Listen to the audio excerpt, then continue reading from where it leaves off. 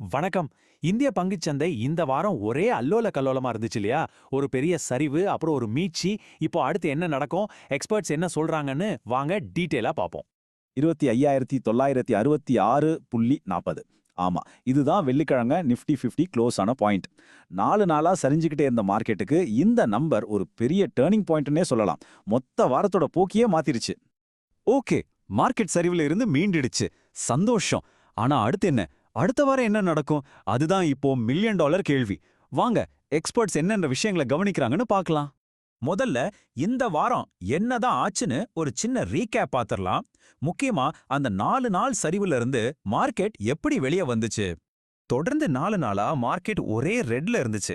ஆனா வெள்ளிக்கிழமை ஒரு வழியா நிஃப்டி 50 சென்செக்ஸ் ரெண்டுமே கிரீன்ல முடிஞ்சுது. இன்வெஸ்டர்ஸ் எல்லாருக்கும் அப்பாடான்னு ஒரு பெரிய பெருமூச்சு விட்ட மாதிரி இருந்துச்சு. இங்க பாருங்க, இது ரொம்ப இன்ட்ரெஸ்டிங்கான விஷயம். நிஃப்டி 50 கிட்டத்தட்ட 0.5% ஏறி இருக்கு.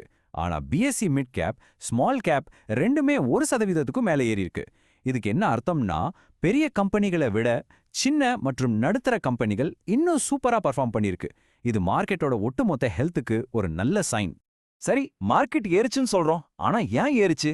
திடீர்னு இந்த பாசிட்டிவ் டர்னுக்கு என்ன காரணம்? அதுக்கு பின்னால என்னென்ன காரணிகள் இருக்குன்னு கொஞ்சம் ஆழமா பாப்போமா?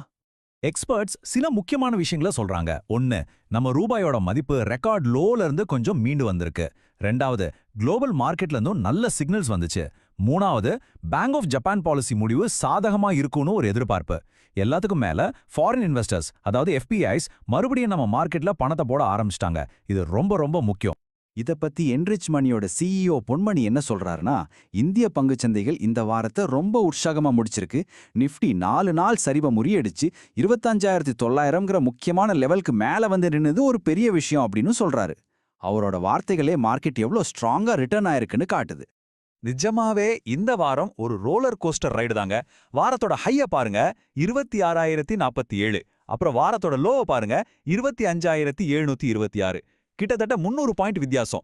அந்த அளவுக்கு ஏற்ற இறக்கம் இருந்திருக்கு. சரி, போன வாரம் கதை முடிஞ்சது. இப்ப அடுத்த வாரத்துக்கு வருவோம். இன்வெஸ்டர்ஸ், ட்ரேடர்ஸ் எல்லாரும் கவனிக்க வேண்டிய முக்கியமான டெக்னிக்கல் லெவல்ஸ் என்னென்னு பார்க்கலாம். ஓகே, இங்க 2 முக்கியமான வார்த்தை இருக்கு. Support, resistance. சப்போர்ட்னா ஒரு சேஃப்டி நெட் மாதிரி. மார்க்கெட் கீழே விழும்போது இந்த இடத்துல ஒரு ஆதரவு கிடைக்கும்னு எதிர்பார்ப்பாங்க. அதாவது 25,900, அதுக்கு கீழே 25,800. ரெசிஸ்டன்ஸ்னா ஒரு சுவர் மாதிரி. மார்க்கெட் மேல போகும்போது இந்த இடத்துல ஒரு தடை வரும். அதாவது 26,000, அதை தாண்டினா 26,200. ட்ரேடர்ஸ் இந்த நம்பர்ஸை ரொம்ப க்ளோஸா வாட்ச் பண்ணுவாங்க. இந்த சூழ்நிலையில சாய்ஸ் புரோக்கிங்கை சேர்ந்த ஹிதேஷ் டேலர் ஒரு நல்ல அட்வைஸ் கொடுக்கறாரு. மார்க்கெட் கீழே இறங்கும் போதெல்லாம் வாங்குறது, அதாவது பை ஆன் டிப் ஸ்ட்ராட்டஜி இப்போதைக்கு சரியா இருக்கும். ஆனா மார்க்கெட் ரொம்ப வாலடைலா இருக்கிறதால கண்டிப்பா ஸ்ட்ரிக்டா ஸ்டாப் லாஸ் வச்சுக்கணும்னு சொல்றாரு. சிம்பிளா சொன்னா, வாய்ப்பை பயன்படுத்துங்க, ஆனா ஜாக்கிரதையாவும் இருங்க. ஓகே, நிஃப்டி கதை இது. அடுத்து சென்செக்ஸ் மற்றும் ரொம்பவே முக்கியமான பேங்க் நிஃப்டி பக்கம் போலாம். அங்க என்ன நிலைமை? சென்செக்ஸை பொறுத்த வரைக்கும் 85,000 பாயிண்ட் ஒரு பெரிய தடைக்கல்லா இருக்கு. அதை தாண்டிடுச்சுன்னா அடுத்து 85,500ல இருந்து 86,000 வரைக்கும் போறதுக்கு சான்ஸ் இருக்கு. ஒருவேளை கீழே வந்தா 84,500ல இருந்து 84,150 வரைக்கும் ஒரு ஸ்ட்ராங்கான சப்போர்ட் இருக்கு. அந்த இடத்துல வாங்குறதுக்கு நிறைய பேர் வெயிட் பண்ணுவாங்க. பேங்க் நிஃப்டி கதை கொஞ்சம் வித்தியாசமானது.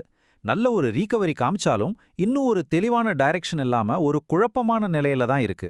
வாரம் முடிஞ்சப்போ 59,069ல க்ளோஸ் ஆகியிருக்கு. டெக்னிக்கல் அனலிஸ்ட்ஸ் இத டோஜி கேண்டில்ஸ்டிக்னு சொல்லுவாங்க. அப்படின்னா என்னன்னா, வாங்குறவங்களுக்கும் விற்கிறவங்களுக்கும் மத்திய ஒரு பெரிய போட்டி நடந்து கடைசியில யாரு ஜெயிக்கிறதுன்னு தெரியாத ஒரு நிலை. மார்க்கெட்ல ஒரு விதமான இழுபறி இருக்குன்னு இது காட்டுது. சரி, இப்போ இது எல்லாத்தையும் ஒன்னா சேர்த்து பார்ப்போம். மொத்தத்துல எக்ஸ்பர்ட்ஸ் என்ன சொல்றாங்க, நம்ம இதுல இருந்து என்ன புரிஞ்சுக்கணும்? ஓவராலா பார்த்தா மார்க்கெட்டோட சென்டிமெண்ட் பாசிட்டிவா தான் இருக்கு. ஒரு அப் ட்ரெண்டா தெரியுது. அதனால சரிவுகள்ல வாங்குறது ஒரு நல்ல ஐடியாவா பார்க்கப்படுது. ஆனா ஏற்ற இறக்கம் அதிகமா இருக்கிறதால டிசிப்ளின் ரொம்ப முக்கியம்.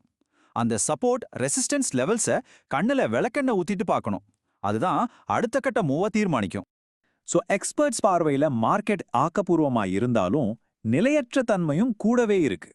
இதை வச்சு பார்க்கும்போது ஒரு முதலீட்டாளரா நீங்க என்ன நினைக்கிறீங்க? இது வாய்ப்புகளை அள்ளி தரும் நேரமா இல்ல எச்சரிக்கையா ஒதுங்கி இருக்க வேண்டிய நேரமா? யோசிச்சு பாருங்க.